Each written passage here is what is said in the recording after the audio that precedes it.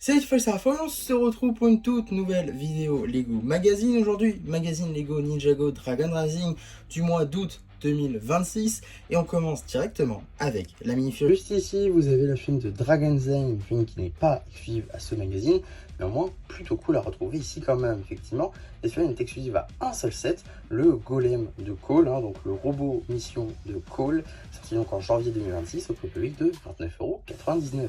Donc si le robot vous intéressez pas, mais absolument pas, et bien vous avez quand même un moyen d'avoir cette mini-figurine là. Donc ça c'est quand même plutôt cool. Donc il dispose d'un moule de casque ici dans un coloris donc Dark Azure plus blanc, qui est donc une exclusivité à la chaîne de Zane. Néanmoins il dispose également d'une version sans épaulettes, sans ailes et sans queue, disponible dans le set 4+ de juin 2026. On a également la tête de Dragon Rising saison 1, les épaulettes sont communes à Twin Ninja, les accroches en doré également communes à Twin Ninja, torse et jambes avec des imprimés exclusifs, pièce de queue ici donc en version blanche, un nouveau moule de 2026, très cool. Les ailes, elles, ne sont pas un nouveau moule, néanmoins un recolor, des ailes des dragoniens disponibles depuis 2025, mais ici en blanc, c'est la nouveauté, janvier 2026. Voilà pour l'arrière de la mini-figurine. Le masque, on a donc une expression faciale assez neutre pour le personnage de Zane. Et à l'arrière, on a un torse détaillé ainsi que la visière en fin canon avec cette forme dragon. En termes d'accessoires, un simple katana doré. Maintenant, la carte. Juste ici, vous avez la carte en édition limitée numéro LE23, Lloyd Sauvage édition limitée. Elle appartient à la série 9 de cartes à jouer à collectionner, Lego Ninjago Dragon Rising, Tempête de Dragon. Voilà, maintenant qu'on a fait le tour des diverses surprises, on va pouvoir très rapidement regarder juste ici le paper bag, avec donc une petite illustration de Dragon Zane, une image à l'échelle, l'âge évidemment subjectif. À l'arrière, on aura donc l'échelle directement, ainsi que le petit numéro d'item qui permettra de le rajouter à votre collection Mexet, ou tout simplement d'obtenir les instructions sur le site de Blue Ocean. En ce qui concerne le magazine en lui-même, on sera sur un format classique à 7,99 €, forcément, on est sur une figurine qui va être demandée, Dragon Zane, donc ils augmentent le prix d'1 €. Vous verrez que si demain on a une autre figurine de type dragon, il se retournera à 6,99 €. En tout cas, si on ouvre tout ça, on peut donc apercevoir juste ici un petit récap de ce qui s'est passé dans Dragon Rising, avec donc la saison 3 ainsi que la saison 4 partie 1 qui est racontée juste ici.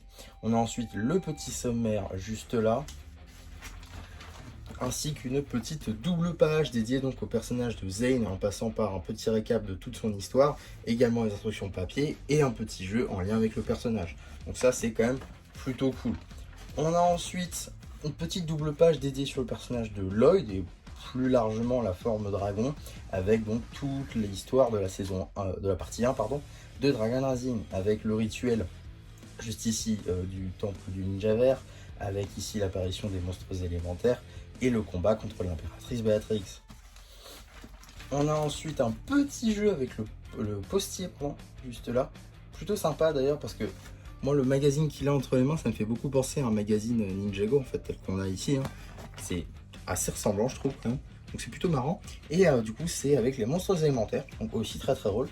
On a une petite publicité juste ici pour les sets de juin cette fois-ci 2026 avec le chargeur Ninja X1 ainsi que le robot transformable de Brazera, deux sets que j'ai déjà fait en review sur la chaîne. Et on a également les véhicules combinables de Kai et Cole que je ne me suis pas encore procuré. On a ensuite la bande dessinée qui est donc Razia sur Shintaro.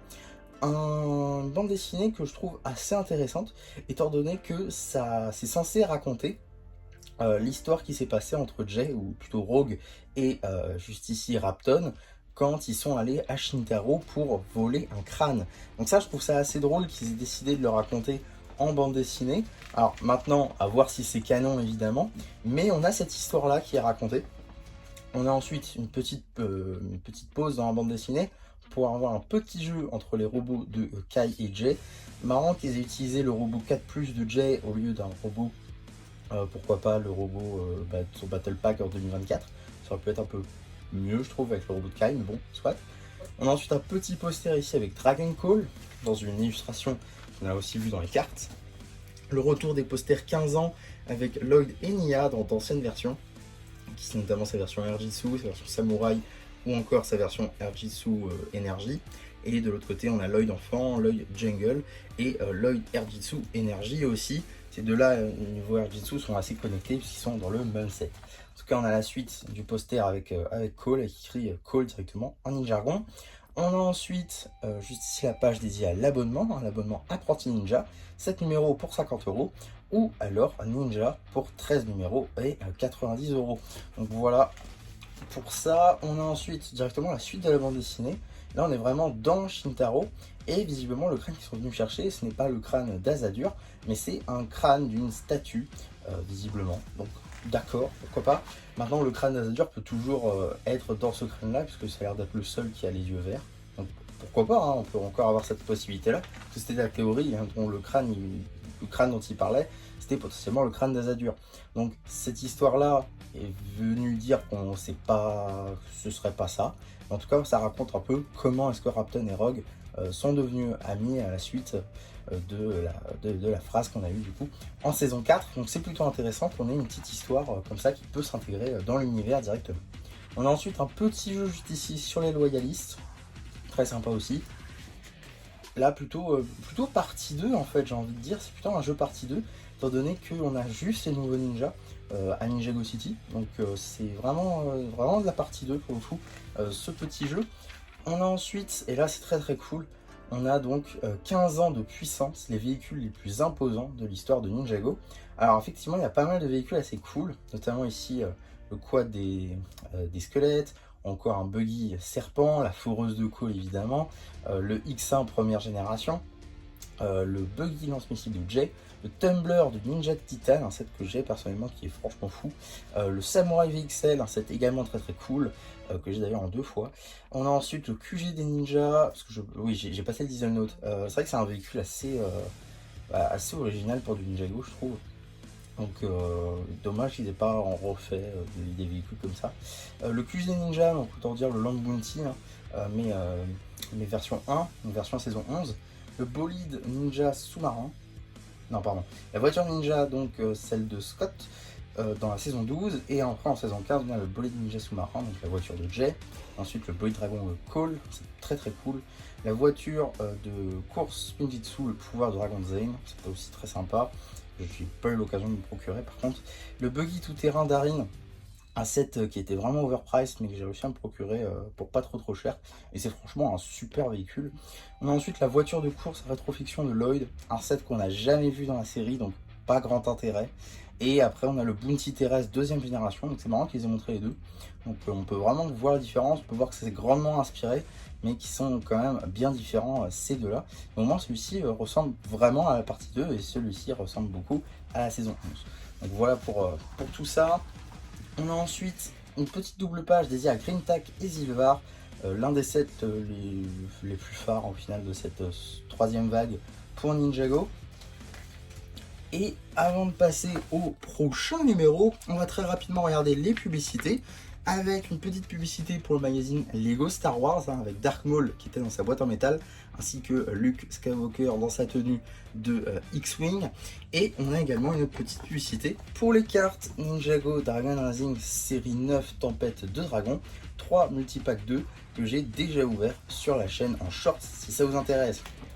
Et donc, qu'est-ce qu'on a dans le prochain numéro du magazine Lego Ninjago Dragon Rising? Nous aurons donc la dernière mini figurine dragon qui nous manquait, la figurine de Dragon Call.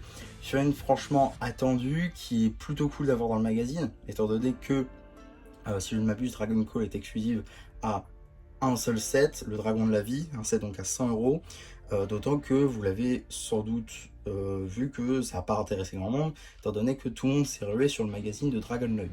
Donc si vous ne vouliez pas acheter le set du Dragon de la Vie, mais que vous voulez quand même Dragon Call, effectivement il va vous le falloir. Donc c'est un magazine qui va être prisé, donc le 16 septembre il faudra être là day one quasi, pour espérer tous les avoir, hein, pour compléter vos tenues dragon. Et on a aussi une carte édition limitée ainsi qu'un poster avec tous les ninjas en forme dragon, donc ça c'est plutôt cool je trouve comme petit poster. En tout cas voilà pour ma vidéo sur ce magazine Lego Ninjago Dragon Rising. J'espère en tout cas que ça vous aura plu. Surtout n'hésitez pas à me le dire en commentaire, n'hésitez pas non plus à liker la vidéo, à vous abonner, à partager. Et moi c'était MC qui vous dit bye bye.